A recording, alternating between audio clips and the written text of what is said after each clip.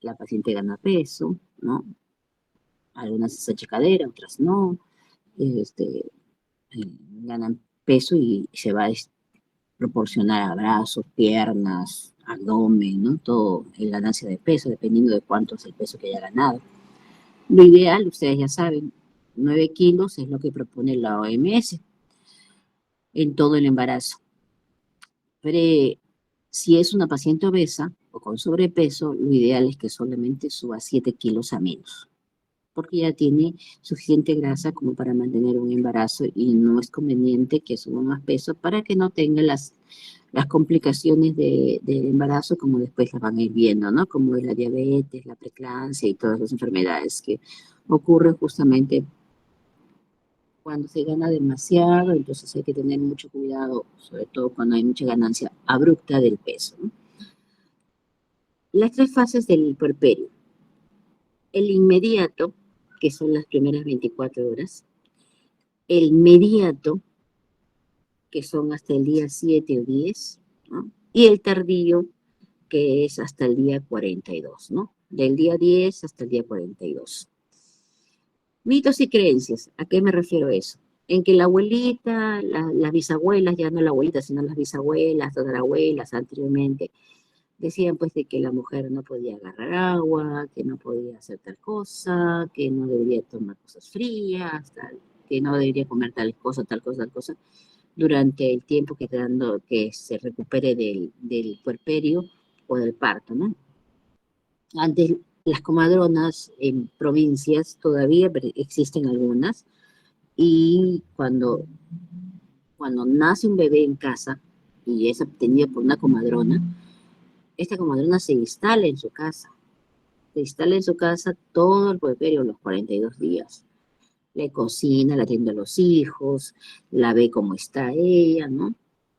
Y de paso, pues la comadrona recibe su dinero de que la está cuidando la señora, y está cuidando a los niños, y a la vez come y todo, pues, ¿no? Entonces, si no tiene una posibilidad económica adecuada, pues va a tener en la casa de la señora, pues va a tener todo, ¿no? Entonces, pero acá en nuestra ciudad, pues no. Nosotros da parto vaginal, a las 24 horas se va a su casa. Da parto por cesárea, a las 72 horas se va a su casa, ¿no?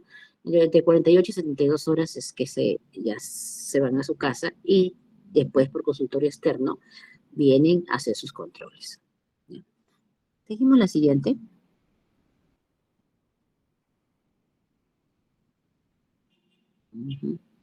Bueno, acá tenemos un esquema de cómo diferentes órganos de la mujer van cambiando y van involucionando durante las etapas del puerperio, ¿no? Entonces,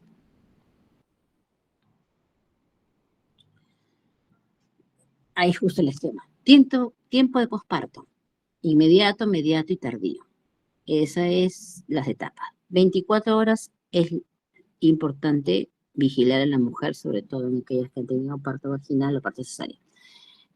En nuestro caso, cuando estamos en centros obstétricos que han tenido un parto vaginal, las vigilamos 2 horas, vigilando presión, sangrado, que no ocurra hemorragia, ¿no? Y que no ocurra dehiscencia o hematomas de la episiorrafia, ¿no?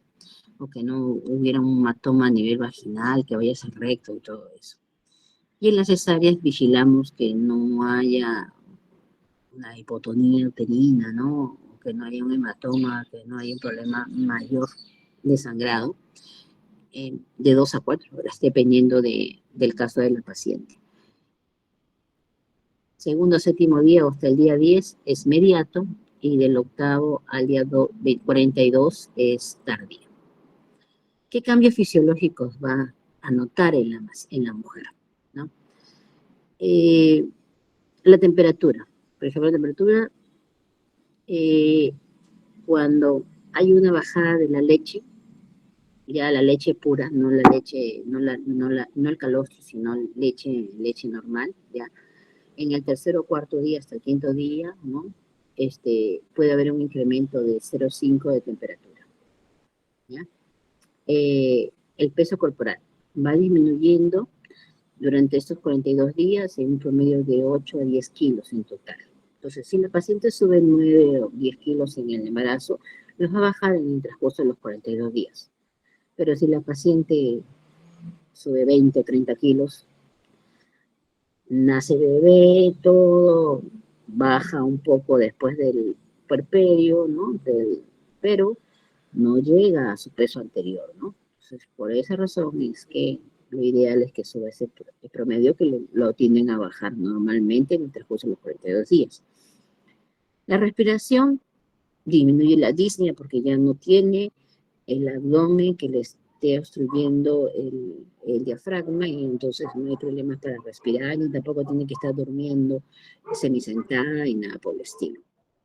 En el sistema endocrino, ahí va a haber una disminución de los estrógenos y una elevación de la prolactina, ¿ya? Al haber una disminución de los estrógenos, ¿ya? Va a volver a la paciente más susceptible y a veces, en algunos casos, puede haber la depresión postparto, ¿ya? Entonces, no es que sea que simplemente se está haciendo la paciente o algo. Hay pacientes que sí llegan a tener depresión postparto y tienen que ser tratadas por el psiquiatra, ¿ya? No es que se esté haciendo. Y hay otras pues que sí pueden estar manipulando, ¿no? Dependiendo de qué ganancia secundaria puede tener, ya que durante el embarazo ella era el centro de atracción de la familia, el centro de protección, y luego después del embarazo el que va a ser la protección es el niño, y ya la dejan como de lado, ¿no? Entonces, dependiendo de la edad de la persona y qué tan madura sea, ¿no? Porque si es un adolescente de 15 años, por ejemplo, y ya le hicieron caso al bebito, entonces ella se va a sentir como que, digamos, que no le hacen el caso adecuado, que no la tratan adecuado, que no le tienen tanto cariño y tanta cosa, ¿no? Pero tiene que entender, pues, de que las prioridades es el bebé, ¿no? Pero es que todavía a veces no ha madurado. A los 15 años, obviamente, no se debería hacer, a esa edad todavía no es lo más ideal en que tenga una gestación, ¿no? Pero a veces ocurre, ¿no? En el aparato urinario hay una eliminación de 1,5 litros, 2 litros en 24 horas y la albúmina en los primeros 5 días, hay albuminuria en los primeros 5 días, así que puede perder proteínas. Al perder proteínas por la orina, puede producirse los edemas de miembros inferiores durante las primeras semanas. La primera, segunda semana y luego después va disminuyendo ese edema. Eso es en formas generales. Los cambios ya locales. El útero. ¿Recuerdan ustedes cuánto pesa un útero de una paciente que no gesta?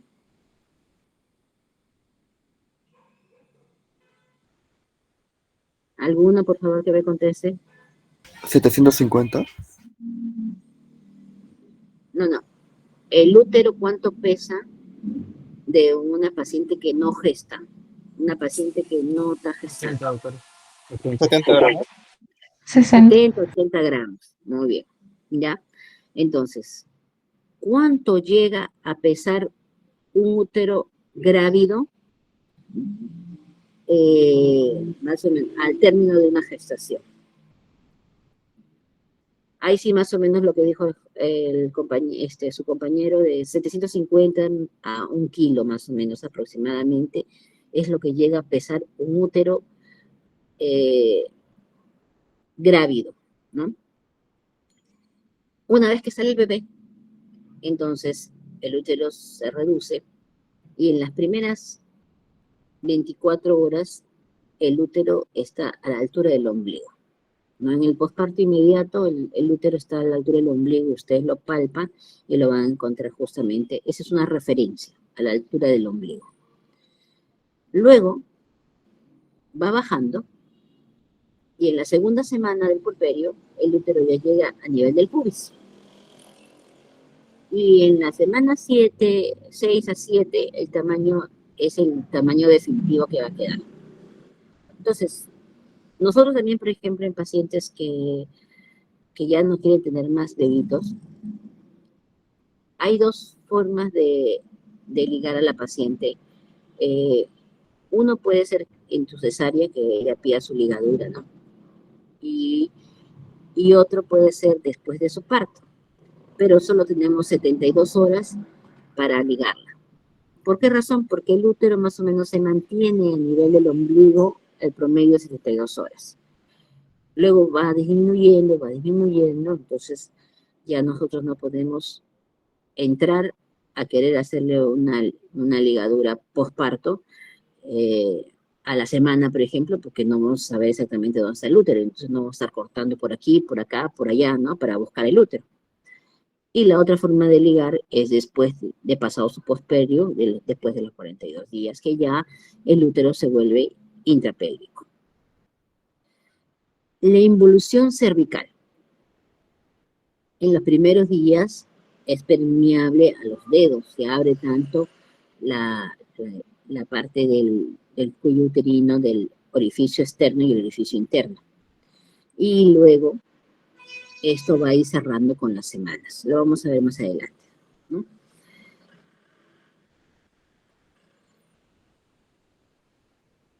En las pacientes que no dan de lactar, ¿ya? En estas pacientes va a aparecer la menstruación rápido. Probablemente a los 42 días o pasado unos días más, aparece nuevamente la menstruación. En aquellas pacientes que no dan de lactar. En aquellas pacientes que dan de lactar, la menstruación, así no usen ningún método anticonceptivo, la menstruación va a ser un poco más tardía.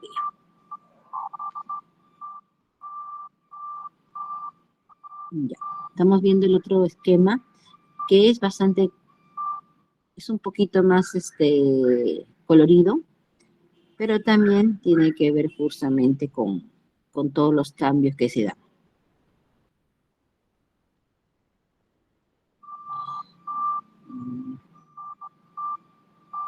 Ok. Aquí ella está más separadito. No, ponme el anterior. Sí. Aquí está más separadito con respecto a las partes ya ginecológicas, ¿no? El otro era más general, esta es la parte más ginecológica, ¿no? Hay 5 aspectos.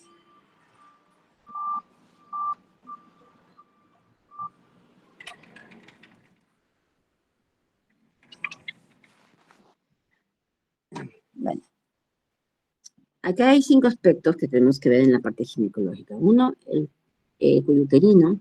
Otro, la involución uterina. La regeneración endometrial, ¿no? En la parte de las mamas, ¿no? Y a ustedes habrán escuchado los famosos entuertos, ¿no? El entuerto es una contracción intensa del útero por botar lo que tiene adentro, ¿no? Entonces, por eso es que dicen, ay, no le voy a dar un sobreparto, un posparto, que no sé cuánto decían antiguamente, o por lo menos las pacientes, la gente un poco más antigua decían eso, ¿no? Un sobreparto, un posparto, que no sé cuánto, que los entuertos que te dan. Cada vez que el bebé o la bebé lacta, produce oxitocina. Y la oxitocina va a provocar contracciones uterinas. Todo tiene algo fisiológico. Entonces, al provocar contracciones uterinas, va a provocar contracciones del útero y eso va a hacer que elimine lo que tenga como contenido. Todos los bloqueos que tiene en forma interna los va a comenzar a eliminar. Entonces, algunas pacientes lo sienten como un cólico terrible y otras lo sienten como un cólico tipo menstruación. Entonces, va a depender de cada paciente, ¿no? Entonces, la involución uterina de 1 kilo que puede pesar el útero a la primera semana, a la segunda semana puede pesar 500 gramos y va recuperándose en el transcurso de las semanas.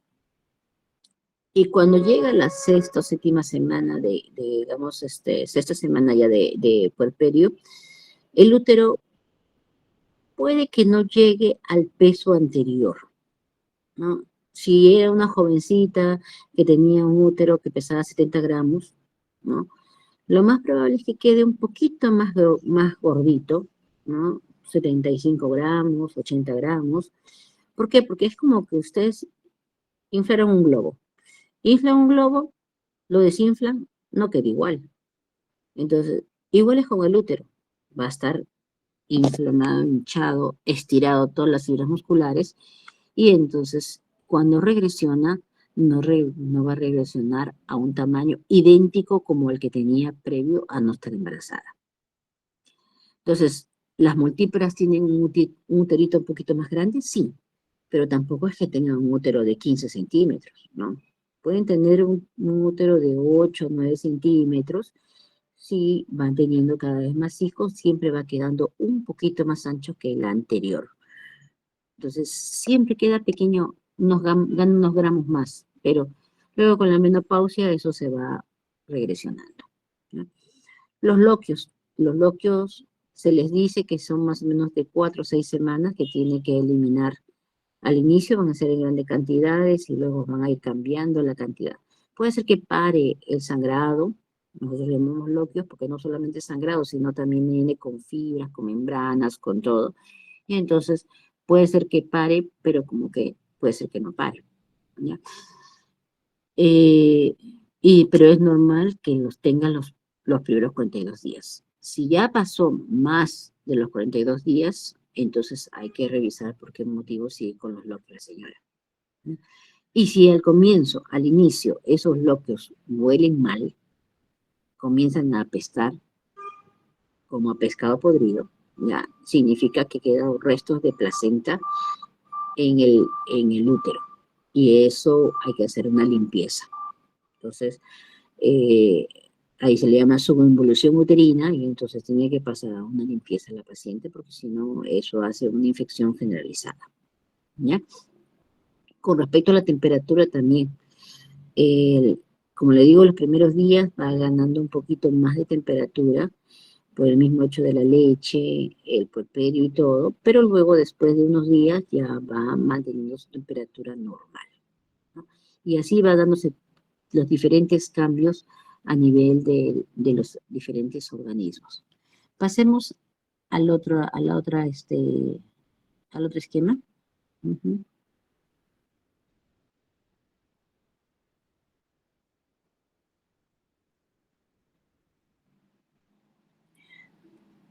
Con respecto al útero, como les dije, ujú,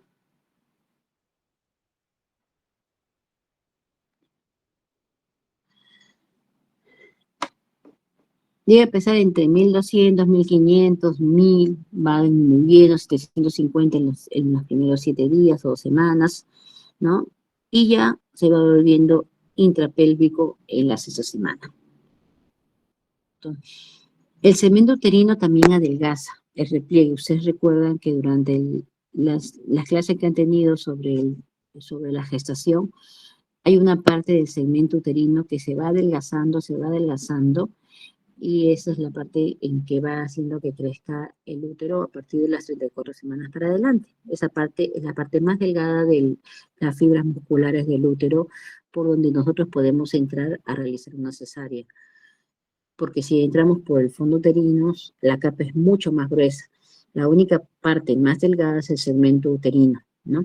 Ese segmento se va a ir adelgazando y se va acordeando, como un cordón. Y aquellas pacientes que tienen cicatriz por cesárea, entonces se va cicatrizando ese segmento. Lo ideal es que una paciente espere 2 años para volver a tener otra gestación. 2 años desde que nació su bebé. No, no que cumpliendo 2 años el niño que tiene ahorita vaya a tener otro hijo, ¿no? Entonces, 2 años para recién embarazarse. ¿Por qué? Porque aquí vamos a ver justamente que hay muchos de los órganos de la mujer que se van recuperando poco a poco con el tiempo, que inmediatamente no va a ser como arte de magia que en menos de 6 meses va a estar recuperado. Hay muchos órganos que van cambiando y sobre todo pierde la mujer calcio, pierde la mujer masa muscular y mediante esto este paciente pues va, la única forma de regenerarlo es poco a poco con el transcurso del tiempo. si ella tiene embarazos muy seguidos, entonces no va a tener buena reserva para una nueva gestación. Ese nuevo bebé va a tener menos posibilidades de formar hueso, músculo, órganos que el anterior bebé. Y así, eh, y peor si es una paciente adolescente, que la competencia del alimento es entre ella por crecer y el bebé por alimentarse. Entonces es una competencia terrible en lo que es quién se agarra las proteínas para formar su organismo, ¿no? Entonces, por ese motivo, lo ideal es que una paciente mínimo espere 2 años para volver a gestar, ¿ya? Entonces, disminuye los edemas, desaparición de los lagos sanguíneos, ¿no? De la irrigación en el útero, todo donde estuvo la placenta, todo eso se va cicatrizando. Las fibras musculares hipertrofiadas sufren involución, degenerándose en grasa y hialina, ¿no? Y entonces, para que no afectar los embarazos posteriores. Ustedes van a ver una foto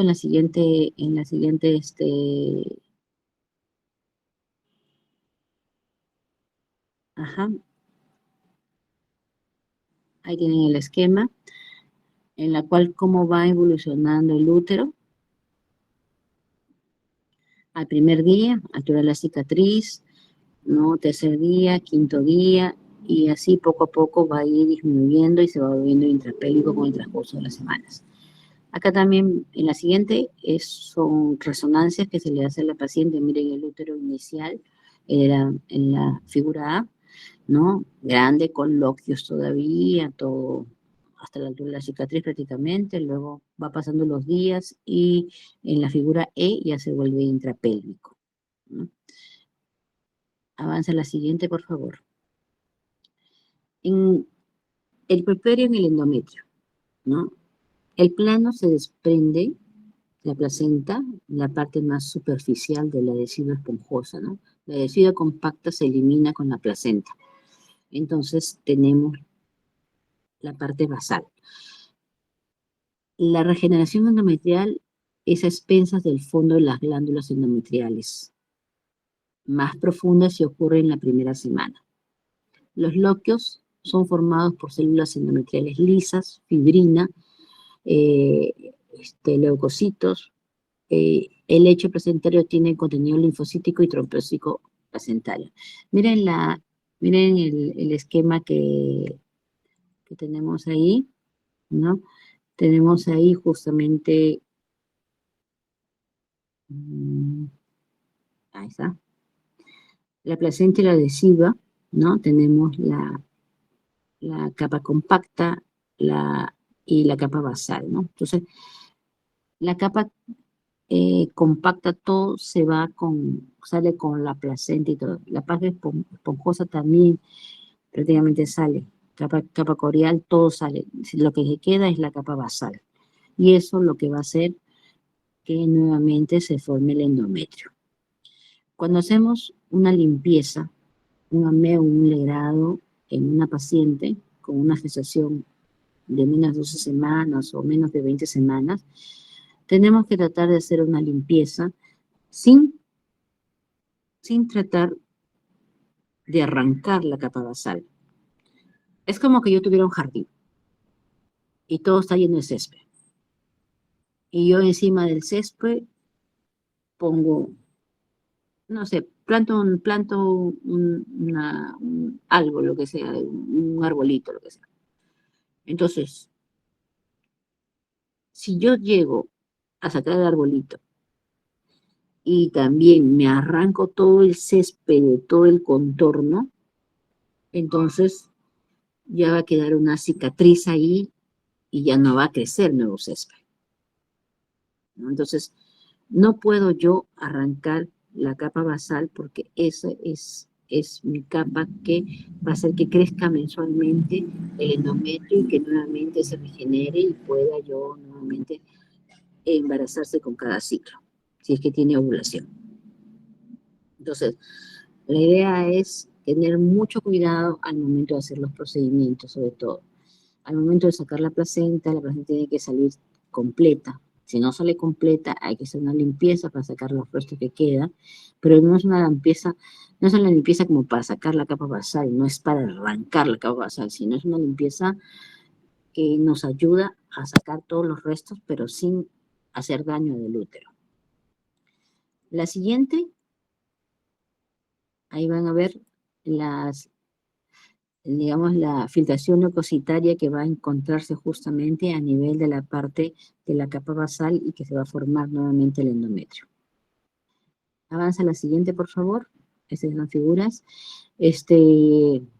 Aquí vamos a ver un endometrio de un útero ya puerperal, ¿no? Que, digamos, no está demasiado ancho. Hay partes a veces en que hay que revisar justamente en pacientes que están dentro de las primeras semanas de puerperio y no han evolucionado adecuadamente los úteros y el flujo comienza con mal olor, obtienen sangrado con coágulos en regular cantidad, hay que hacer una revisión justamente a veces de las pacientes y ver si es que hay restos todavía en el útero y por eso no evoluciona adecuadamente.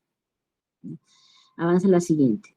Acá vamos a ver lo que es el puerperio en el cervix, ¿no? El cervix lacerado, congestivo. Ustedes recuerdan de que durante el trabajo de parto, ¿qué sucede con el cervix? ¿El cervix se rompe, se estalla o simplemente se desplaza, se degenera, se va estirando y deja un espacio hueco para que pueda nacer el bebé? ¿Lo primero o lo segundo? Lo segundo. Ok, muy bien. Entonces, ¿qué va a pasar con el cervix? El cervix también, así como se abrió, se estiró y dio un espacio hueco para que salga la cabeza del bebé, otra vez va a achicarse y va a formarse nuevamente. Ahora, a veces no queda igual. Y algunas pacientes justamente tienen problemas con el orificio cervical externo porque a veces está muy lastimado su cervix durante el parto y no regenera adecuadamente y queda con un ectropio después de un parto. Entonces siempre tiene que haber una revisión de la paciente después de 42 días de su parto para ver que realmente el cervix se haya regenerado. Ahora, en una paciente que nunca ha tenido parto, el cervix es puntiforme. En una paciente que ya tuvo un parto o tuvo un aborto de más de 3 meses, el cervix no es puntiforme. El cervix ya tiene como una rayita. La vamos a ver en las fotos. Entonces, aquí, con respecto al cervix, vamos a ver que el orificio cervical interno, acá justo en la foto ven, el A es de aquella que ya ha tenido un parto o un embarazo de más de 3 meses y ha tenido que hacerse una limpieza o ha tenido un parto. Y el B es de una paciente puntiforme que nunca ha tenido partos vaginales. Puede haber tenido parto por cesárea, pero no partos vaginales. ¿Ya? Entonces, a nosotros no nos van a engañar diciendo, no, nunca he tenido bebé, no, no tal cosa, no hay cicatriz por aquí, ok, pero tenemos un cervix de la forma A, entonces, o ha tenido un aborto de un bebé de más de 3 meses, o ha tenido un parto. Y bueno, que le engañe a su esposo, sí, pero nosotros como médicos no nos pueden engañar, ¿no? Así que tenemos que saber siempre la anamnesis de la paciente. Entonces, el orificio cervical interno se cierra a las 2 semanas y el orificio cervical externo es más lentamente, más o menos demora unas 6 semanas. La vulva edematosa, todo comienza a ser, digamos, va regenerándose en la primera semana. La vagina también tiene un aspecto hipotrófico. Si es que la mamá comienza a dar de lactar, entonces aumenta la prolactina y aumenta la progesterona. Y entonces por eso no tiene estrógeno casi la vagina y es un poco más seca la vagina de una paciente que da de lactar, ¿ya? El suelo pélvico se recupera más lentamente, dependiendo de cuánto ha tenido que pujar la señora, cuán grande ha sido el bebé, cuán dificultoso ha sido el parto. Entonces el suelo pélvico se puede terminar lacerando, ¿no? La pared abdominal van a haber estrías, diástasis de los rectos por todo el abdomen que se ha tenido que aumentar, ¿no? El peso va a tener que ver con respecto a la conservación del feto, la diuresis, el retorno del peso a veces a las 6 semanas o a veces a un poco más de tiempo. Avancemos la siguiente. La otra, ahí está, gastos cardíacos. En preparto, el incremento del gasto cardíaco más o menos es de 250 mililitros. Es un 35 a 40%. Y en el puerperio se mantiene elevado en las primeras 24 a 48 horas. Entonces, aquí lo importante, en aquellas pacientes que tienen problemas cardiópatas, ya que lo van a ir viendo porque nosotros en el hospital, bueno, por lo menos los que están en los de Mayo, que somos nivel 3B, como tenemos una unidad de cardiología, nos derivan a todas las pacientes cardiópatas del país que estén gestando. Y lamentablemente algunas no son compatibles con gestar, pero ya están en una gestación avanzada y no se puede hacer una liberación del embarazo, ¿no? Hay pacientes que ya desde que nacen saben que tienen problemas cardíacos y que no deben de gestar. Entonces, hay algunas pacientes que ya desde pequeñas les han operado o algo, o el cardiólogo ya indicó ligarlas para que no puedan gestar porque es incompatible con su vida de la mamá, ¿no? Y hay algunas que ya simplemente no han hecho caso y han salido embarazadas. Entonces, ahí el problema del gasto cardíaco es muy importante en ellas. Se mantiene elevado entre las 24 y 48 horas. Entonces, hay que tener la paciente cardiópata de, digamos, una cardiopatía congénita o de transposición de grandes vasos, una tetralogía de Fallot o algo.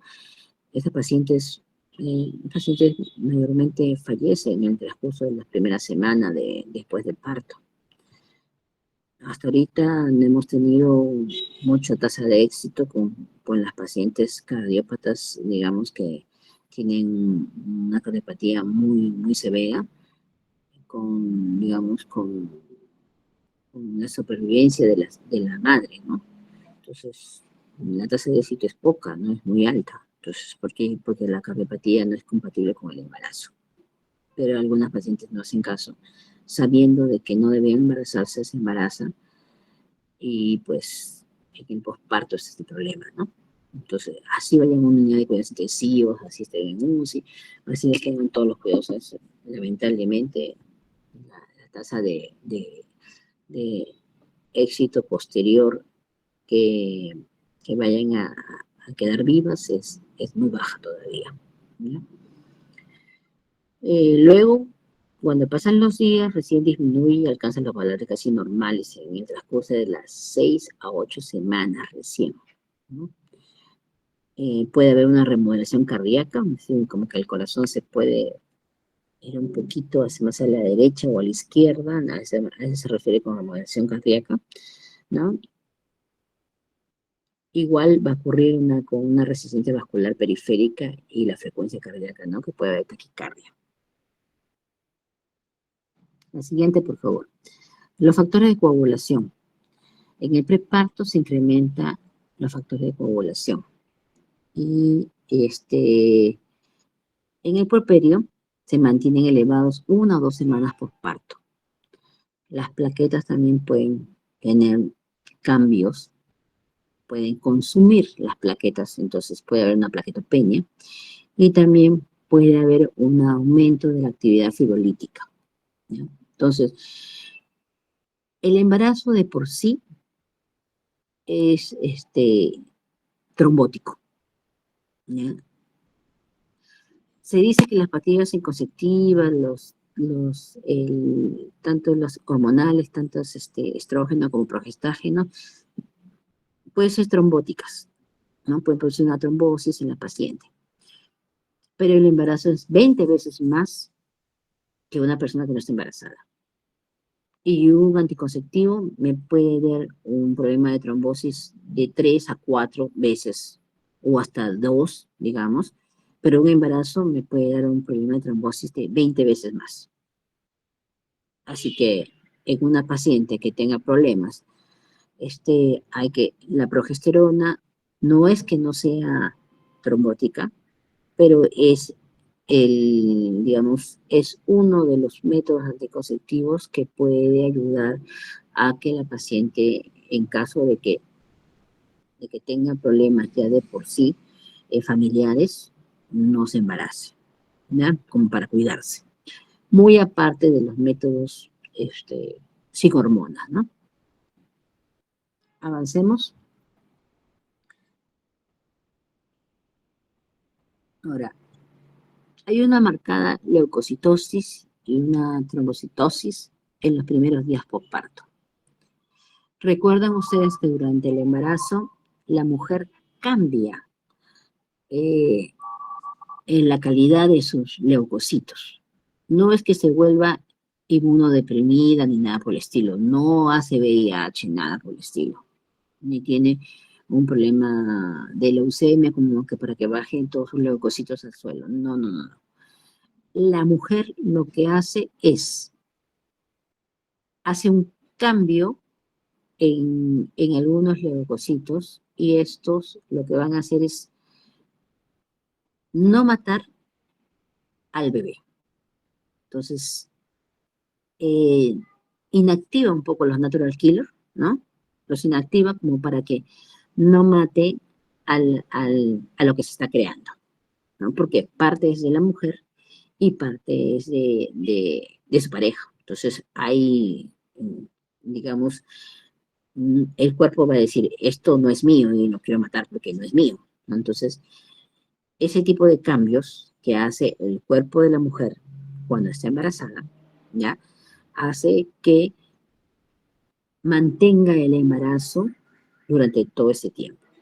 Y cuando ocurre que la mujer no tiene cómo hacer ese tipo de cambio en su organismo, su cuerpo no lo acepta, entonces va a ocurrir los abortos continuos, no recurrentes, ¿no? Porque va a eliminar lo que no es completamente de ella, ¿no? Entonces, pacientes que son abortadoras recurrentes, ¿no? Eh, Porque constantemente tienen ese tipo de alteraciones. Algunas pacientes con antifosfolipídico y otro tipo de enfermedades que puedan ocurrir que van a hacer que la mujer pueda perder la gestación, ¿no? En el caso del puerperio, que ya la mujer ya tuvo su bebé, ¿no? Entonces, hay una marcada leucocitosis, pero esa leucocitosis no tiene desviación izquierda. Puede tener, por ejemplo, 14.000, 12.000 leucocitos, pero no hay desviación izquierda. Al no haber división izquierda es por todo el proceso inflamatorio que ocurrió durante el parto, por el proceso de que el útero se va a ir contrayendo, por las mamas que van creciendo y todo eso. Entonces, no hay que asustarnos si encontramos unos leucocitos en 12.000, en 11.000, ¿no? Ahora, si ya encontramos unos leucocitos en 20.000, 30.000 con desviación izquierda, entonces ahí sí hay una infección. Pero si la leucocitosis es ligeramente más del valor normal y no hay división izquierda, entonces es parte de los cambios fisiológicos del puerperio.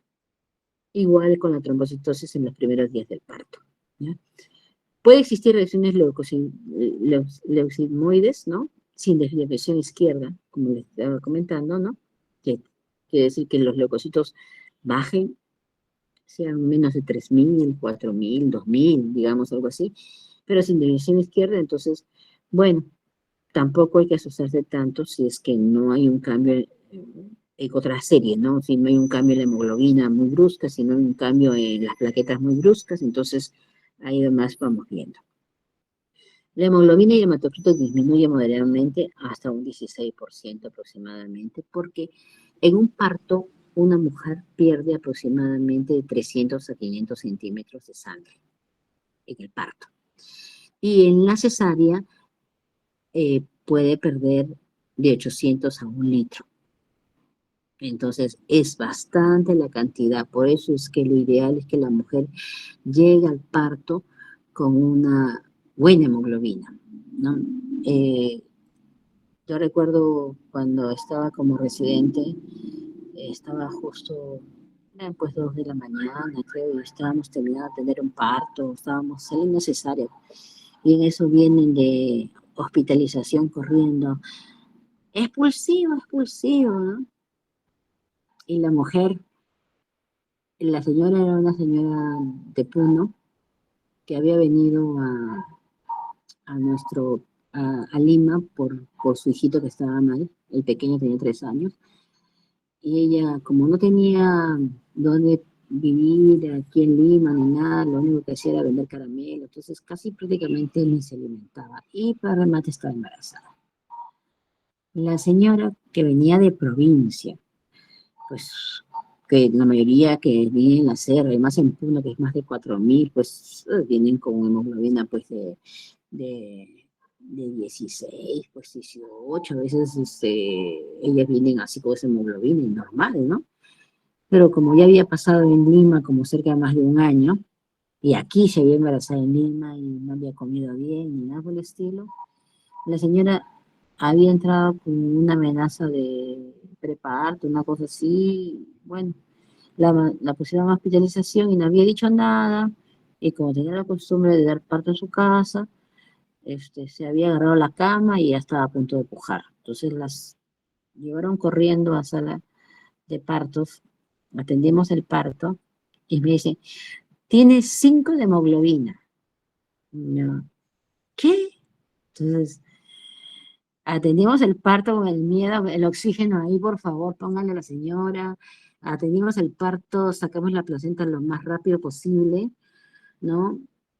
Y, y tenía que hacerle un control, pues. Tenía, no, ¿qué tenía 5? Tenía 4 de hemoglobina, creo. Y 4,2. Cuando le dio al parto, eh, le sacamos sangre porque teníamos que pedir la unidad de sangre para que nos presten, ¿no? Teníamos que demostrar al banco de sangre que necesitaba sangre urgente. Estaba con 3,9, creo. Dios mío, decíamos, ay, que ni respire, que ni nada, que no pase nada, rezando que no le vaya a dar un paro con esa hemoglobina a la señora, pero lamentablemente ocurre. Ocurre en nuestro país por la pobreza extrema que hay realmente y y sobre todo la gente que pues no tenía dónde vivir, pues no, vivía prácticamente en el hospital porque su hijo estaba ahí, en un cuartito por ahí, creo, porque a veces las botaba, no tenía ni para eso, pero era una paciente que prácticamente durante todo su embarazo se la pasó ya sin comer adecuadamente y pues el bebé la consumió de una forma que la llevó a ese extremo de hemoglobina, ¿no? Nosotros le pusimos sangre inmediatamente y ya, bueno, ya tenía más color por lo menos, ¿no? Llegó, creo que con 2 unidades llegó a 5 o 6 por ahí, ¿no? Tampoco le podía poner la sangre tan bruscamente. Yo, si es una persona que no ha perdido tanta sangre durante el parto, entonces yo tengo que recuperar la sangre, pero ir poniéndole de a pocos porque no le voy a poner todo de un poco, porque si no me puede hacer una reacción alérgica a las unidades de sangre también. Entonces, no es que tenga que poner urgente. Ahora, una cosa diferente es que me esté haciendo una tonía uterina y que me pierda 1 o 2 litros de sangre, y ahí sí ya tengo que recuperar con sangre viva porque la acaba de recuperar, la acaba de tener en ese momento y todo su organismo comienza a hacer apoptosis por la disminución de sangre y todo. Entonces ahí sí puedo haber daño renal y todo, ¿no? Pero en la paciente que ya es anémica de por sí, lo que tengo que hacer es tratar de que evite el sangrado. Entonces, ni bien nace el bebé en el parto, lo que yo tengo que hacer es el parto dirigido para que la placenta salga lo más pronto posible, en menos de media hora, o sea, hasta los 5 o 10 minutos, y que el parto se quede ahí y poner oxitóxicos para que el útero se contraiga y no me pierda tanta sangre como lo que normalmente pierde, ¿ya? Entonces, los cambios del tracto uterino. los cambios hemodinámicos.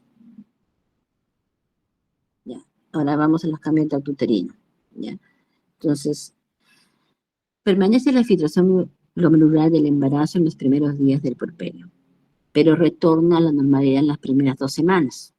¿Ya? Entonces, hay más filtración por el embarazo mismo y todavía permanece en las primeras 2 semanas. La orina es más diluida y su creatinina es más baja.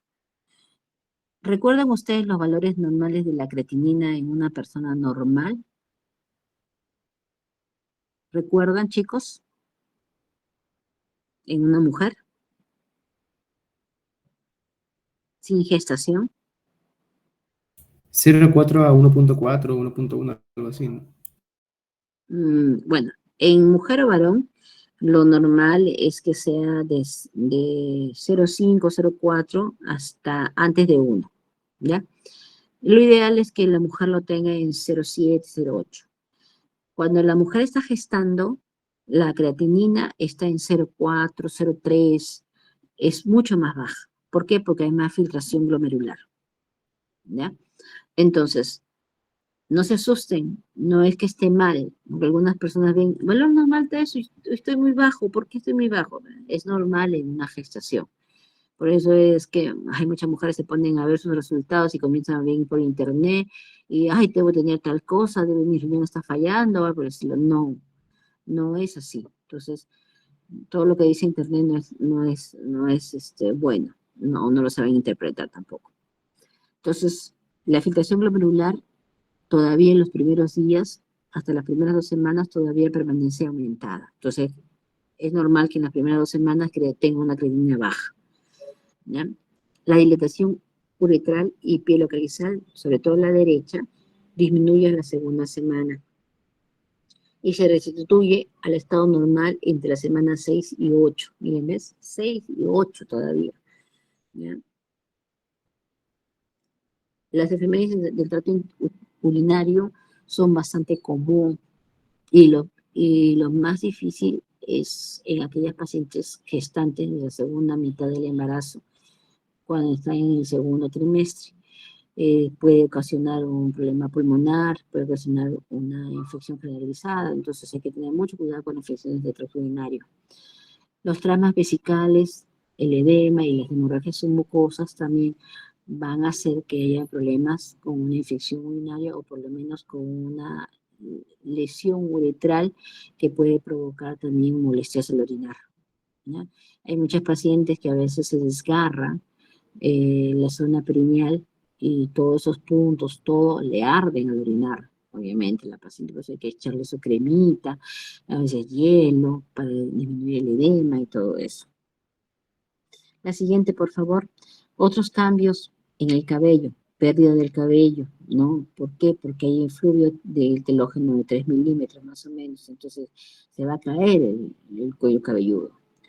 En muchas pacientes dicen, ay, se me está cayendo, me va a quedar calvo, tanta cosa. No, es parte de todo el proceso, pero tampoco que se va a quedar calvo por lactancia, ¿no?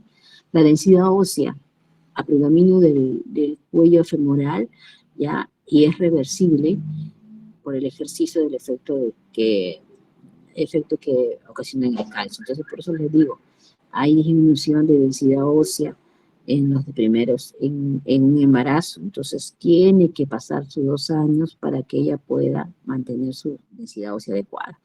Depresión y cambios emocionales son frecuentes. Algunas más, algunas menos.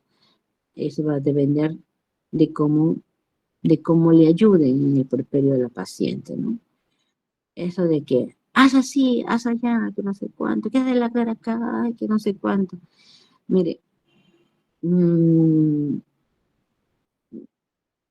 tiene que dejar que la madre, eh, digamos, busque ella cómo acomodarse con su bebé. No es que todo lo que le diga la abuela, la madre, la suegra, es lo que ellos han vivido, ¿no? Entonces, lo que tiene que hacer en un puerperio la madre es buscar que adaptarse con su hijo. Si ella le resulta bien tal situación, tal cosa, entonces que lo maneje como ella crea posible. No, no estar opinando con respecto a de que tienes que hacerlo así. Tienes que hacerlo así porque yo he criado 5 hijos, yo he criado 10 hijos y no sé cuánto. No. Cada madre tiene que adaptarse a su propio hijo. Entonces, déjenla que ella lo haga. Si es una madre muy adolescente, que no sabe nada, porque ni siquiera sabía antes ella cuidarse ella misma, ¿no? Entonces, en esos casos, sí, la persona más cercana a esa persona tiene que ayudarla, pero no gritándole, sino ayudarla. Porque si el grito viene con ayuda, pues ¿para qué, no? Por gusto, realmente. Y bueno, y también lo que yo siempre le digo a las mamás cuando vienen con una hija adolescente, cuando están gestando, es que ella se tiene que hacer cargo de su hijo, no la abuela hacerse cargo del hijo. ¿Por qué razón? Porque si no se hace cargo de su hijo, como corresponde, darle lactar, bañarlo, cambiarlo, todo lo que corresponde, ¿no? Al año siguiente van a hacer con otro hijo, porque si todo se lo haciendo la abuela, o la bisabuela, o quien esté más cerca, entonces al año siguiente le va a traer otro hijo más, porque si ella no da de lactar, le dan tetero, ay no, pobrecita, no, tiene que hacer tal cosa, va a dormir, se va a la discoteca, tal cosa, y no se encarga de su hijo, entonces obviamente al año siguiente le va a traer otro hijo más para que lo críe la mamá o la abuela o quien esté a su cargo, ¿no? Y eso lo he visto. No es que se lo estoy contando que es mi imaginación, no. Eso lo he visto este, en- tanto en Lima como en provincias. Entonces, eh, la madre tiene que hacerse cargo de su hijo para que sepa lo que significa tener un hijo y que lo piense bien antes de querer gestar otro. Si es que tiene todo el tiempo del mundo y tiene todas las posibilidades económicas, a ver si puede haber, y quiere gestar otro hijo, bueno, y tiene toda la paciencia del mundo, bueno, no hay ningún problema que tenga los hijos que quiera tener. Pero si no tiene la paciencia del mundo y no va a criar al hijo, entonces pues mejor que tenga ese niño nada más y que lo vea creyendo, ¿no? Realmente. La siguiente, por favor. El perfil hormonal. Los estrógenos y la progesterona caen bruscamente y al día 10 la progesterona es la que identifica la fase proliferativa. Como le dije, al inicio, durante el puerperio se le dice a la paciente que no tenga relaciones sexuales, por si acaso, los primeros 42 días.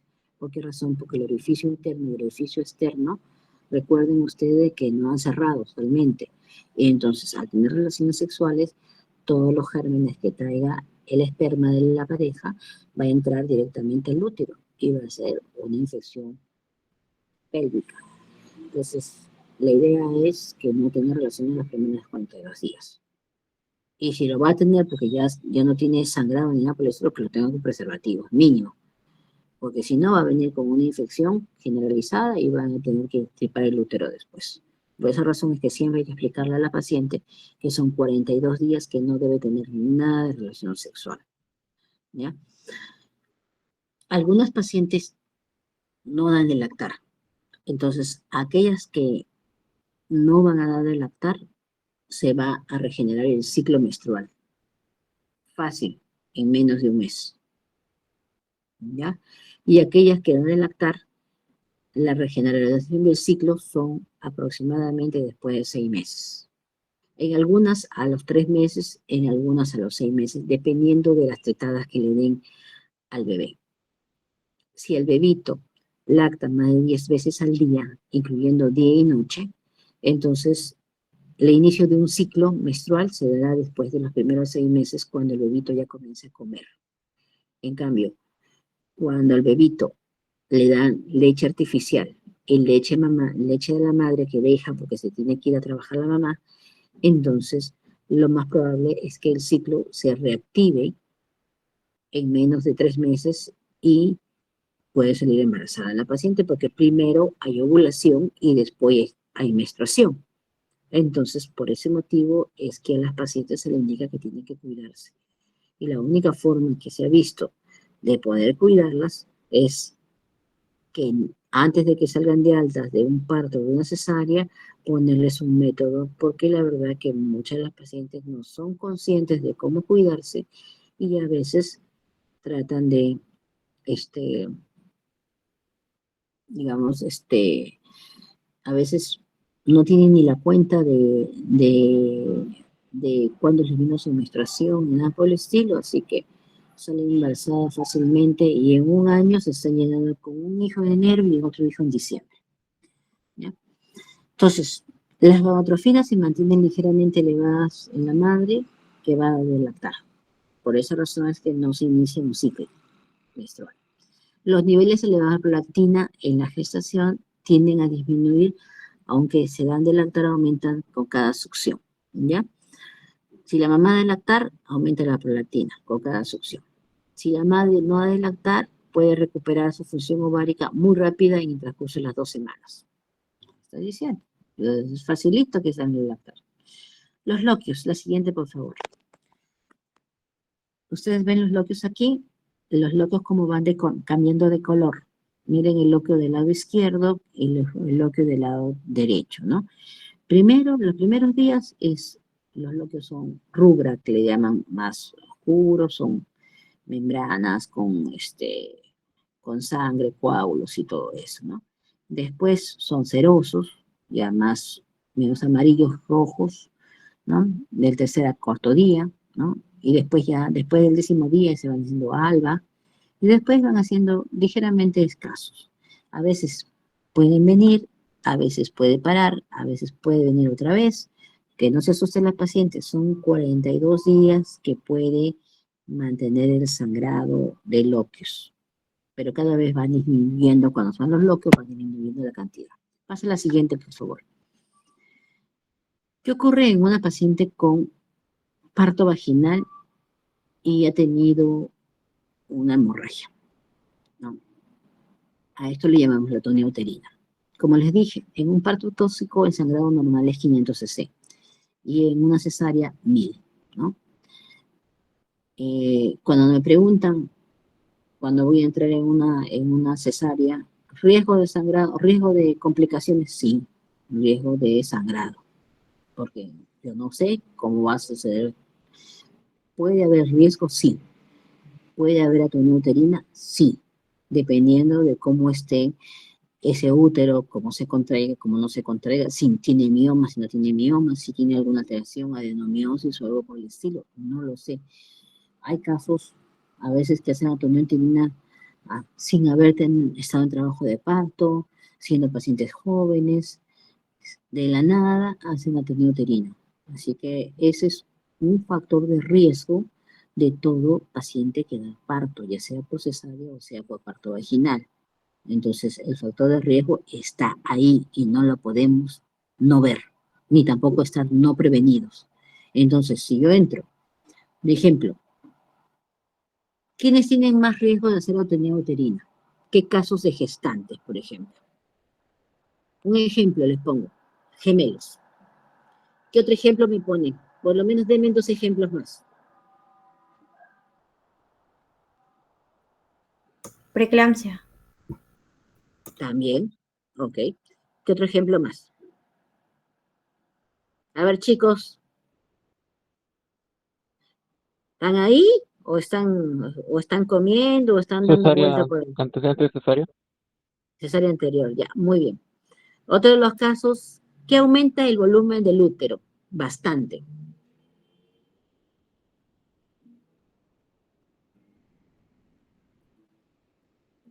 Cuando hay mucho líquido o poco líquido. ¿Miomas? Hiperhidramnios. Claro, ¿Polidramios? polidramios, muy bien, polidramios. ¿Qué pasa si el bebé es un poquito robustito? Macrosómico. Macrosómico, muy bien. Ustedes mismos lo están poniendo. Entonces, todos estos tipos de casos, ¿ya? Que me hacen que el útero se extienda mucho más, y aquellas, por ejemplo, pacientes que las tengo en digamos, estoy monitorizando el parto y les pongo acentuar el parto o induzco el parto con oxitocina, los factores oxitógicos se repletan y después no me provocan, no me hacen la contractura adecuada. Entonces, yo tengo que entrar preparada a una cesárea de que hay posibilidad de tonioterina, ¿no? Yo tengo un polidragno, tengo un embarazo gemelar, tengo un embarazo múltiple de tres bebés, no sé cuándo, entonces tengo que entrar con toda mi artillería, ¿no? Que entro con todos mis oxitóxicos, entro con mi misoprostol, entro con mi ergotrate, y si puedo, pues entro pues con mi cabertocina también, si tuviera, entro con ello.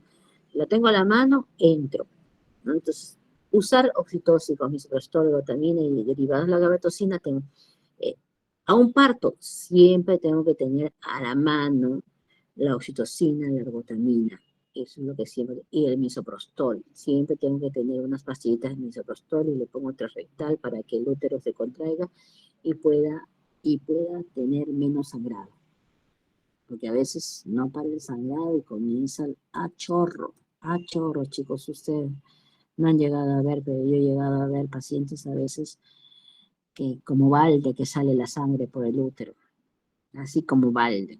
Entonces es una cosa en que, y estando la paciente en sala, así que una cosa es que tienes que terminar inmediatamente haciendo una esterectomía o o si no llega a ninguno de los métodos que estoy haciendo, de sutura y todo, y sigue sangrando así, pues ni modo, se tiene que salir. Avanza la siguiente, por favor. Entonces, vemos acá la sobredilatación del útero, ¿no? Sobredistensión uterina, el sangrado, las fibras, la vejiga que está por dentro, por delante diré, que puede estar llena y también provocar lesiones a nivel de la vejiga, ¿no? Avanza la siguiente, por favor. Tenemos los cuidados puerperales, la hemorragia materna, la fiebre puerperal y el que no involuciona adecuadamente el útero, entonces tenemos que tener mucho cuidado en que haya quedado restos de placenta en el útero, sobre todo cuando ha habido un parto. Avanza la siguiente. Recomendaciones de la OMS para la prevención de la hemorragia materna, ¿no?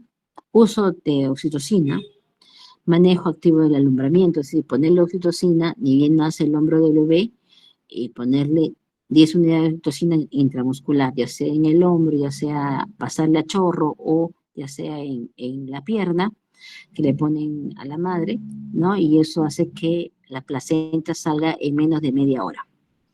Por eso la obstetricia está ahí, ya nació, ya, ¡pluc! Le clava como la señora está con el parto y todo, ni cuenta se dio que le pusieron una ampolla ahí. Tracción controlada del cordón umbilical en los partos eutóxicos y abdominales. Me imagino que algunos de ustedes ya debe haber visto algún parto. Otros no, porque recién a veces están empezando, pero en el transcurso de las semanas van a ver, no se preocupe. Van a ver cómo se tracciona el cordón umbilical en los partos eutóxicos y abdominales, sobre todo para sacar la placenta. Abdominales se refieren a los de cesárea, que se extracciona el útero y se queda el útero adentro para poder sacar la placenta solamente.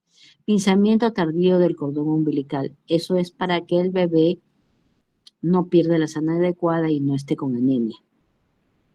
Evaluación constante del tono uterino y de las funciones vitales. ¿Cómo está la frecuencia cardíaca? ¿Cómo está taquicárdica? ¿Cómo está la presión? Tienes que estar vigilando. En caso de una cesárea, vigilando con el anestesiólogo. Y en caso de un parto, con la obstetriz que tiene que estar tomando las funciones vitales. Avanza la siguiente, por favor. La oxitocina es un buen oxitóxico, pero se deteriora rápido cuando esta temperatura es mayor de 30 grados, así que tiene que estar refrigerado, ¿ya? Por ese motivo debe distribuirse y almacenarse en la cadena de frío. La oxitocina puede almacenarse a temperaturas de ambiente, pero si es un ambiente que puede aumentar más la temperatura, es mejor que esté en cadena de frío. Avance, por favor, la siguiente.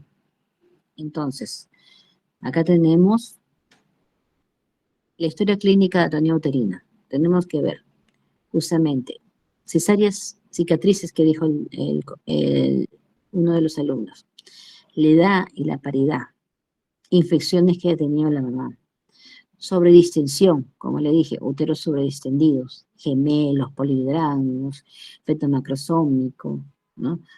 O feto transverso también, que se ponen de una posición bien linda los bebés. Partos prolongados o precipitados, muy rápido o muy prolongado, hace que el útero se puede contraer.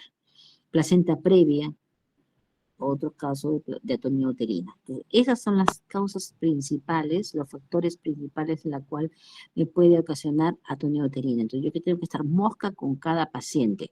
¿Esta paciente tiene menos factores o más factores? Ok. Tiene cesárea anterior y tiene sobredistensión porque tiene polidrámenos y estado en trabajo de parto prolongado. Tiene 3 factores, ¿no? Entonces, tengo que ver ¿qué factores tiene esta paciente para poder yo decir, esta paciente me puede hacer atonía uterina? Tengo que estar bien mosca con ella, ¿no? Exactamente. Avance la siguiente. El posparto normal puede haber un sangrado, ¿ya? Pero cuando llega atonía uterina, miren la foto de abajo, cómo se llena el útero y comienza a chorro a sangrar. A chorro, chorro, chorro. Cuando vemos un sangrado a chorro, lo primero que podemos pensar nosotros ahorita es que han quedado restos placentarios. Hacemos inmediatamente una revisión instrumentada y tratamos de sacar los restos que haya quedado de placenta, ¿no? Eso es inmediato, no puedes estar esperando media hora ni nada por el estilo. Inmediatamente, equipo de revisión, vas revisando, revisando. Y vas contrayendo, vas usando oxitóxicos y todo, ¿no? Pero si no, no puedes demorarte tanto. No puedes esperar que la paciente haya perdido 2 o 3 litros de sangre porque se te va a morir en el momento. Avanza a la siguiente, por favor.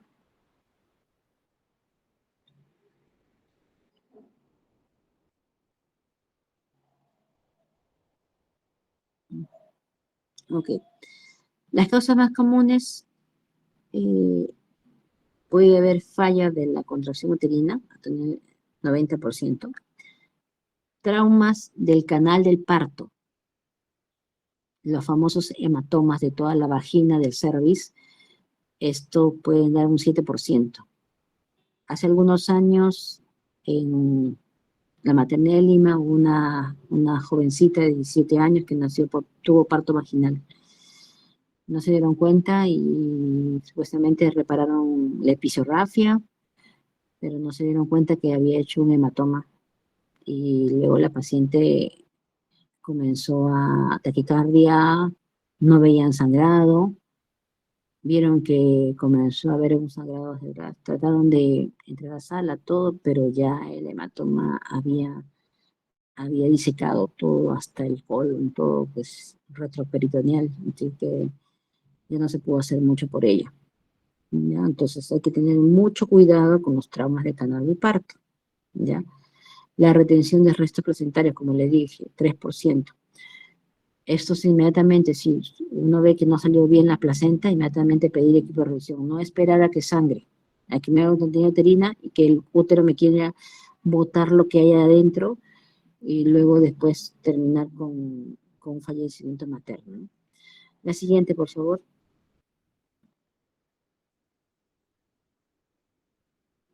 Las causas primarias de la hemorragia es atonía uterina, otra de las causas, placenta retenida o acreta. Ya van a ir viendo cada uno de estos temas posteriores en lo que va pasando el curso.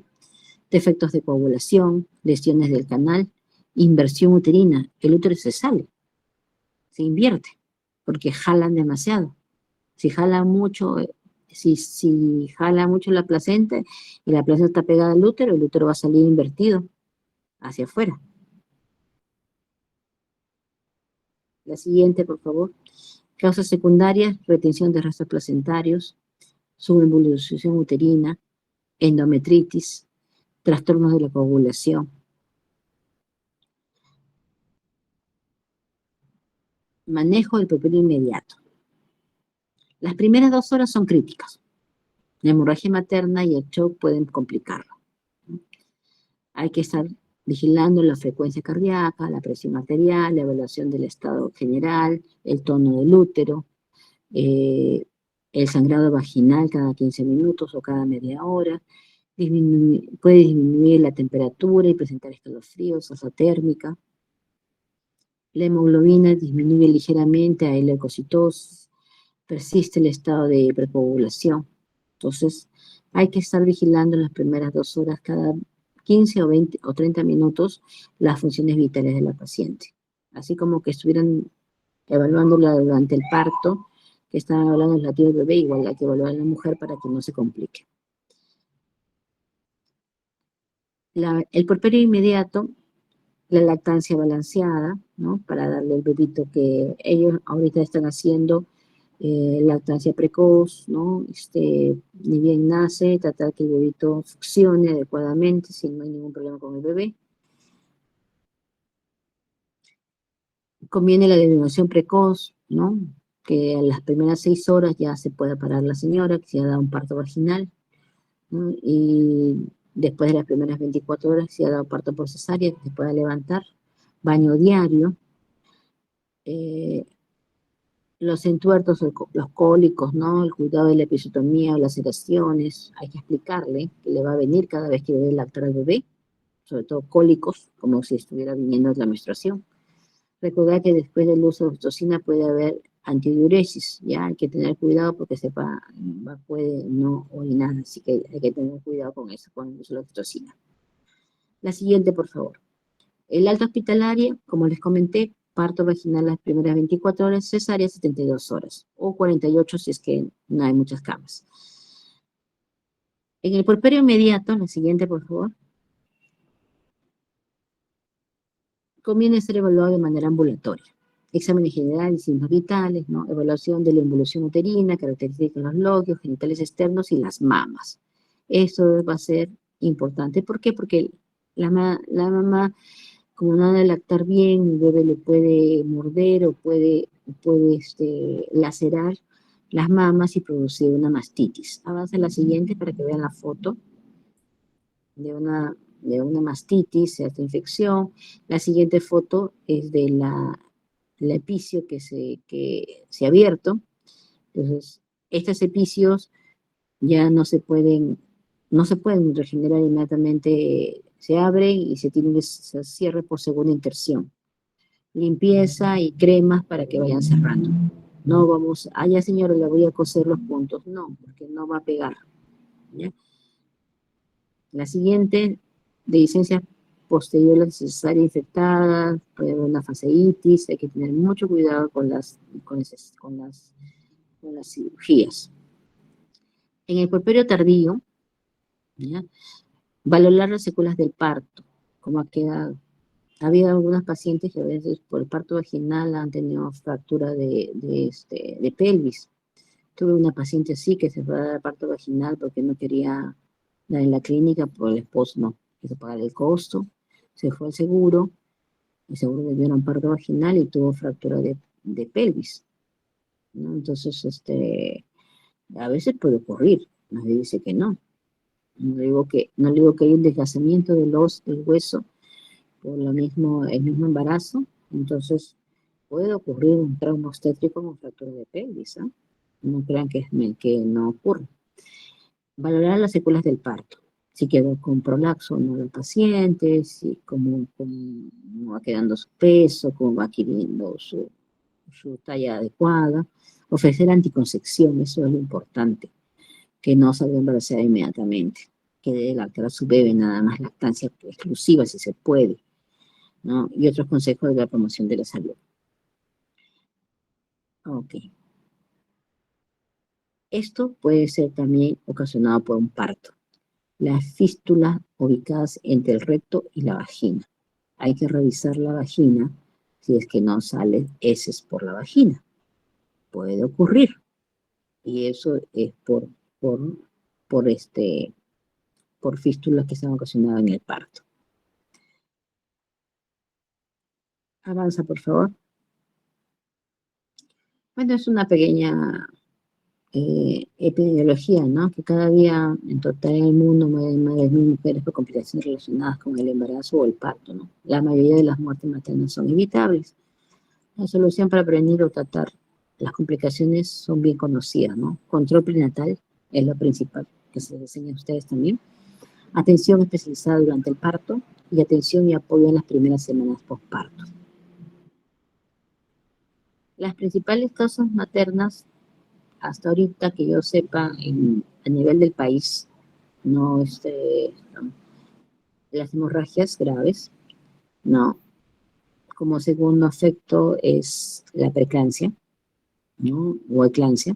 A nivel de Lima, sí es eclampsia y preeclampsia la causa de muerte materna, antes que las hemorragias, pero a nivel del país todavía sigue siendo las hemorragias graves o atonías, las infecciones, abortos no seguros, ¿no? Pues, este orden que está ahí no es que me diga ese es el orden que viene, ¿no? Sino que se los estoy aclarando justamente. Una hemorragia puerperal no atendida en una mujer sana puede matar en 2 horas. Casi todas las muertes son evitables, casi todas, no todas. Lo que tenemos nosotros más, con mayor problema son las pacientes con preeclampsia o eclampsia, ¿no? Acá se hacen CID, acá se hacen gel y todo eso, ¿no? Son pacientes que tienen que estar en cuidados intensivos, con cuidado hemodinámico adecuado, ¿no? Para poder hacer todo el proceso. Bueno, hasta aquí fue la clase de puerperio, puerperio total, ¿no? Entonces, ahorita vamos a ver la parte de lactancia materna, ¿ya? ¿Alguna pregunta?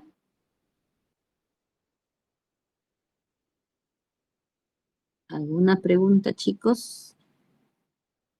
No, pero todo claro. Todo claro. Bueno, espero que sea todo claro en el momento del examen también. Ok. Bueno, chicos, sigamos. Lactancia materna. Acá avanza la siguiente, una figura ahí en la cual ven cómo son los acinos, ¿no? Que van a producir la leche, ¿no? La OMS recomienda lactancia materna exclusiva durante los primeros 6 meses de vida. Luego introducir alimentos sólidos a modo de complemento a la lactancia materna durante los 2 años o más, ¿no? La lactancia materna debe comenzar en la primera hora de vida y el contacto piel a piel debe ser precoz. El amamantamiento debe hacerse a demanda siempre que el niño lo pide, que día y noche. Y debe evitarse biberones y chupones, ¿no? Avanza, por favor. Entonces, la mama tiene diferentes, digamos, viene de la capa del ectodermo, de los brotes embrionarios, ¿ya? Y en las 20 semanas de la edad gestacional se inicia el crecimiento y la división, con 15 a 20 brotes secundarios, ¿no? Cada brote se alarga y forma cordón que se bifurca en los estratos de células cúbicas con luz central, ¿no? Interna, el epitelio secretor, y externo, el mioepitelio, eyección. Ya tienen un dibujito, ya, avanza la siguiente, ¿no? Del acino mamario, ¿no? Donde están las células mioepiteliales, las células cúbicas simples, la membrana basal, el conducto alveolar y el estroma intralobular, ¿ya? Entonces, avanza la siguiente.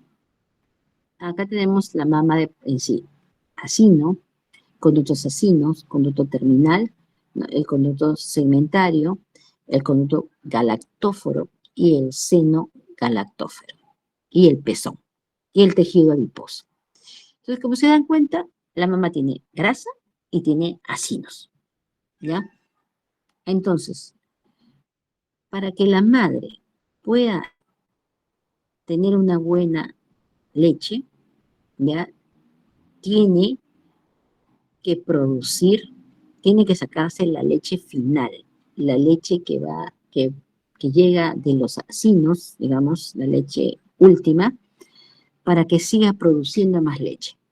Si solamente saca la leche, digamos, de los conductos galactóferos y los conductos acinos, el acino, el conducto terminal se llena, se queda con leche, entonces pasa la anterior, pasa la anterior. Ajá, el dibujito. Entonces,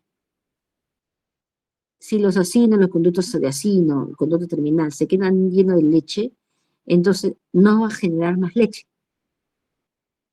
Entonces, si nosotros sacamos con una pezonera solamente la parte final de la leche, entonces no está sacando la parte directa, digamos, solamente sacamos la parte del conducto galactófero, no estamos sacando la parte del conducto de acino. Lo que tenemos que hacer es que se vacíe bien la mama para que pueda generar más leche. ¿Y cómo se hace eso?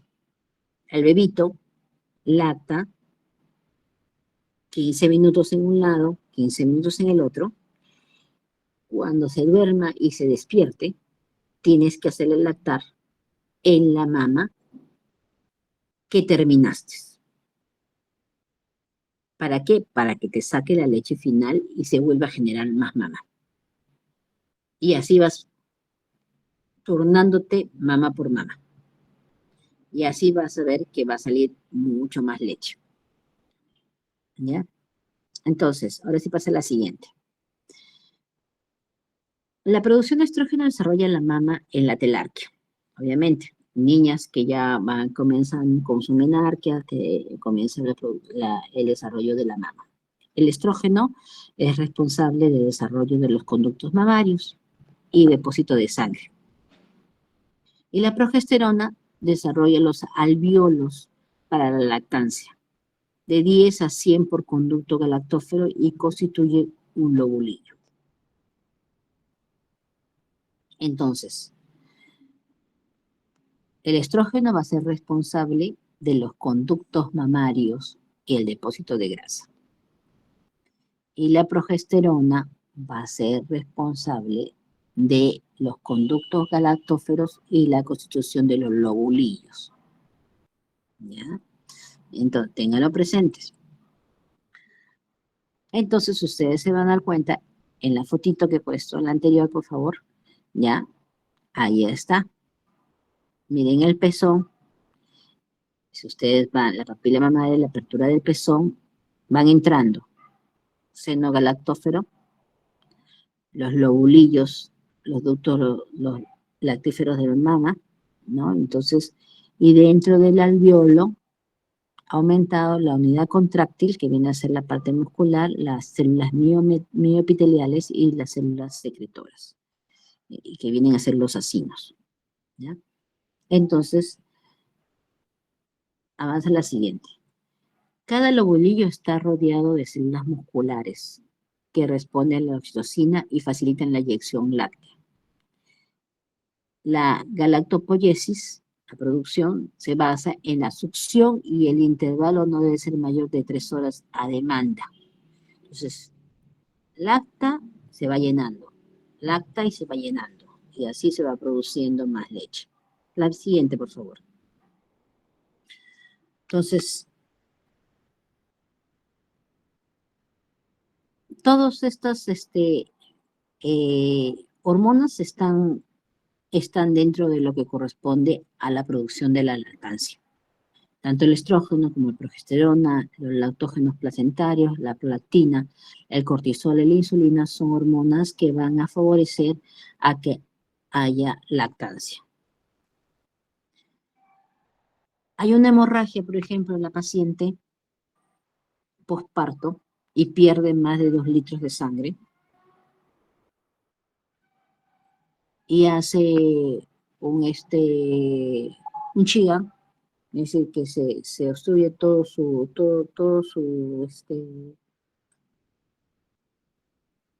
hormonas de la parte anterior y no produce prolactina. ¿Va a tener leche o no va a tener leche la mamá? No va a tener leche. No va a tener No, leche. doctora. Claro. Algunas pacientes ni siquiera les han dicho. Ni siquiera les dicen que después de una hemorragia que tienen, porque ay, no tuve leche, no sé por qué, ¿no? Entonces, nadie les dijo que, y aparte que Sheehan lo que va a hacer es, no solamente la prolactina, sino la TSH también, van a hacer un hipotiroidismo marcado, van a hacer alteraciones de las adrenales y varias hormonas que a veces a las mujeres ni les han informado que por la hemorragia que tuvieron en el parto, les ocasionó toda una serie de defectos hormonales, ¿no? Entonces, ahí tenemos la lactancia. En el parto va a haber caído el estrógeno y progesterona.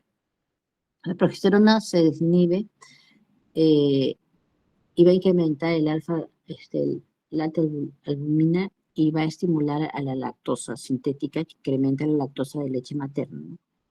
La progesterona también, la prolactina actúa sin antagonismo y estimula la formación del alfa-lactoalbumina. La siguiente, por favor. La prolactina también cae después del parto, pero se incrementa con cada estímulo de succión, lo que restringe la liberación del factor de inhibidor de la prolactina del hipotálamo. La neurohipófisis secreta oxitocina de manera pulsátil ante la succión, llanto, susto o estrés del bebé. Entonces, acá en el esquema, bebito jala y eso va a ocasionar a nivel de tanto hipófisis como hipotálamo una serie de movimiento de hormonas, ¿no? El factor inhibidor de la prolactina mismo, la prolactina somatropina, el estimulador altogénicos, los glucocorticoides, la tirosina, la insulina, todo va a ser una cadena para tratar de que la mamá eyecte más leche. La siguiente, por favor. No, acá ya esquemático con respecto a cómo actúa la oxitocina a nivel del mioepitelio, de células del mioepitelio, ¿no? Como la prolactina actúa a nivel de las células alveolares, ¿no? La oxitocina también va a actuar sobre el cerebro de la madre para que pueda generarse más estímulo de leche, ¿no? La fase de la lactancia, la siguiente, por favor. La lactancia, como les dije al inicio, es una leche inmadura, pero con un buen contenido de grasa, ¿no?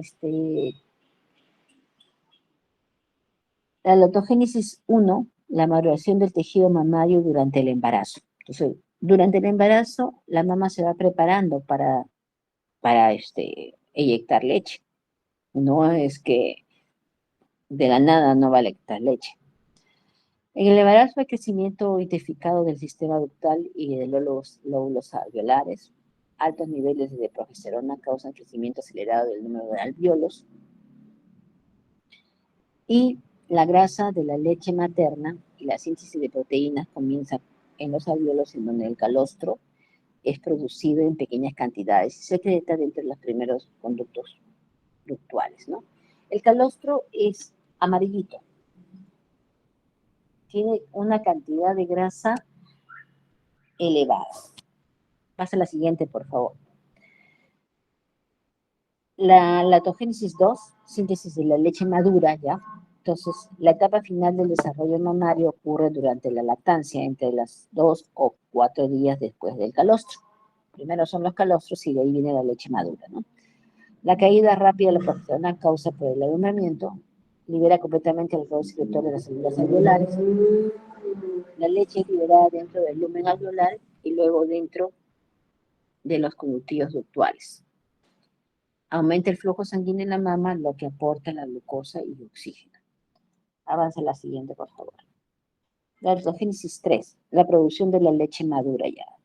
La lactopoiesis, lactogénesis 3 es el proceso de mantenimiento de la lactancia que ocurre con el curso de la succión de la mama durante el amamantamiento, ¿no? Dependiendo de la producción y la transferencia adecuada. Raramente Anormalidades mamarias pueden afectar la producción de la leche. Ya. Y la apoptosis, la latogénesis 4, involución y cese ocurre si no hay transferencia, ¿no? Entre las 24 a 48 horas o hay menos de 6 episodios en 24 horas. El volumen es menor de 400 milímetros, se inicia en la apoptosis y aumenta el factor inhibidor de la lactancia. Eso sí es cuando ya la mamá quiere cesar de la lactancia o no ha dado de lactar a su bebé, ¿no? Entonces, se trata de hacer una apoptosis y involucionar. La prolactina es la hormona galactopoyética por excelencia y la oxitocina es la hormona galactocinética. Quiere decir que una produce y la otra eyecta. El rol inmunológico de la leche materna. Ahí es lo importante que ustedes sepan por qué le tienen que decir a la mamá que le den leche materna a su hijo. O por qué sus mamás le han dado leche materna o no les han dado, no lo sé. Pero ¿qué pasa? En el calostro va a haber inmunoglobulina A y va a haber una barrera contra la E. coli. Entonces va a haber una barrera protectora digestiva contra el E. coli para que el bebito tenga digamos, cómo proteger su intestino y todo. Inhibe adherencia de las bacterias a las superficies epiteliales y hay una menor invasión de tejidos. La interleucina 6, que aumenta los elementos mononucleares de la leche materna, también es importante. Y los linfocitos B y T, diferentes de los de la sangre, al aparecer hay la memoria de las inmunoglobulinas maternas. Si la mamá tuvo varicela, sarampión, todo, entonces lo va a transferir mediante los linfocitos B y T de la leche materna y eso va a hacer que el bebé tenga memoria porque al inicio no le van a poner de todas las enfermedades. Entonces, poco a poco la mamá le va a transferir mediante la leche materna las enfermedades, digamos, la memoria de las enfermedades que ella ha tenido para que él pueda reconocerlas y no le hagan daño. La siguiente, por favor. La lactancia materna disminuye la incidencia de diarreas, infecciones respiratorias, otitis media, bacteriemia, meningitis bacteriana, enfermedad del tracto urinario, botulismo, enterocolitis necrotizante y una severidad en los casos que se desarrolla. Entonces, quiere decir que la lactancia materna es beneficiosa para el bebé. Esto ya es con evidencias. Estudios que demuestran efectos protectores sobre el síndrome de muerte súbita, diabetes mellitus, Crohn, colitis ulcerosa, linfoma, hipertensión, alergias y el desarrollo cognitivo. La siguiente. La lactancia materna debe iniciar después del parto para liberar oxitocina que estimula la contracción uterina y reduce el riesgo de hemorragia materna. Retarda el inicio de la ovulación si es exclusiva, por lo menos hasta 6 meses.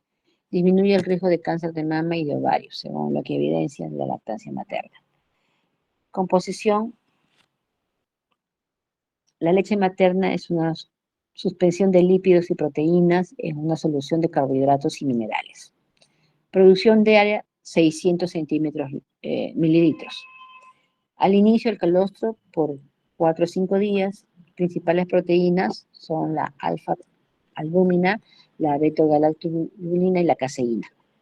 La interleucina 6, la inmunoglobulina A y factores de crecimiento epidérmico es fundamental en la lactancia. Contraindicaciones. Con esto tampoco les digo que no se puedan dar o es absoluto, ¿no? Lo ideal es no dar, pero no es que sea absoluto. En países que no tienen otra forma de alimento para los recién nacidos, como muchos países africanos, entonces igual les dan las madres lo único que tienen, que es la lactancia materna, porque si no su hijo no tiene nada que comer, ¿no? Entonces, las patologías severas como el VIH, eclampsia, neoplasia, psicosis o el HTBL1, el herpes activo, es mejor no dar. sospecha de enfermedades metabólicas congénitas, en recién nacidos menores de 1,5 kg, o con una patología severa como paladar hendido y todo eso, es a veces mejor no dar. A veces en los niños con patología de paladar hendido, a veces se les da se saca la mamá la leche y se les da, pero en un biberón especial que justamente protege el paladar y evita que la leche se vaya hacia las fosas nasales o el cerebro y va directamente a la parte digestiva, ¿no? Pero es mejor evitar eso. Con respecto al COVID, bueno, eh, no es una contraindicación para la lactancia materna, ¿no? A menos que haya una severidad en el cuadro de la madre que esté en UCI y que no pueda lactar, ¿no? La paciente debe realizar lavado de manos antes de tocar al recién nacido, usar mascarilla, ¿no? Si es que está con COVID. Eh, si hay necesidad de extracción de leche o biberones, lavarse las manos y todo eso, pues eso se tendría que dar, nada más. Y bueno, acá tenemos unas fotitos ya de que dar de lactar no genera ninguna molestia a la madre, ¿no? De hecho, al inicio va a dolerle, va a fastidiarle, la siguiente, pero hay que enseñarles posiciones adecuadas a la madre para que aumente el peso adecuado del bebé, disminuya las posibilidades de algunas enfermedades como la diabetes, el cáncer, enfermedades degenerativas, ¿no? Que estimule mejor su cerebro del bebé, favorezca el apego del niño a la madre, ¿no? Y algunos mitos, que es doloroso, que es dieta. Si no tiene buena técnica, sí, la mamá va a tener problemas, ¿no? Pero la idea es enseñarle para que dé de lactar y que sea algo normal y que no tenga otras molestias mayores. Bueno, chicos, ¿alguna pregunta?